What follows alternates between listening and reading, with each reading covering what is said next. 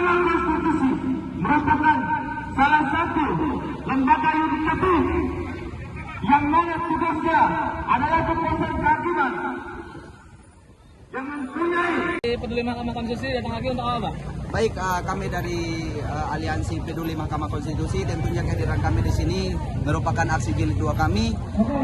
Kami tentunya masih tujuan yang sama dengan tuntutan yang sama, tentunya meminta penegasan terhadap Ketua Mahkamah Konstitusi agar segera copot Arsul Sani dari jabatannya.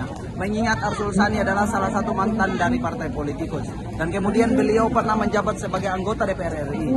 Tentunya beliau diangkat kembali sebagai anggota atau anggota Hakim Mahkamah Konstitusi. Artinya ada beberapa kejanggalan yang kemudian kita akan hadapi nanti. Persoalan sengketa pilkada akan tentunya ada permainan yang mereka akan mainkan. Karena beliau lebih mengedepankan kepentingan instansi atau instansinya daripada kepentingan umum. Itu yang kemudian perlu kami himbau kepada Prabowo Subianto. Kami sampaikan juga kepada Ketua Mahkamah Konstitusi agar segera copot Arsul Sani dari jabatannya sekarang juga. Karena persoalan hukum, beliau juga memiliki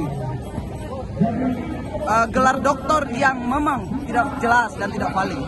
Karena kampus yang kemudian kami duga yang beliau melanjutkan doktornya, kampus tersebut telah resmi tutup.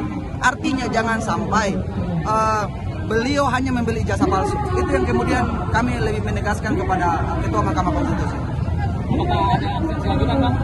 Tentunya aksi lanjutan kami terus mengawal perkara ini sampai dengan kami mendapatkan putusan dari Mahkamah Konstitusi terkait dengan pencopotan Arsul Sani dari jabatannya. Jika tidak, kami akan terus turun ke lapangan dan menyuarakan hal yang sama sampai dengan putusan Mahkamah Konstitusi Arsul Sani dicopot. Mungkin itu dari kami. Terakhir, Pak, apa harapan dari teman-teman APMK, Pak?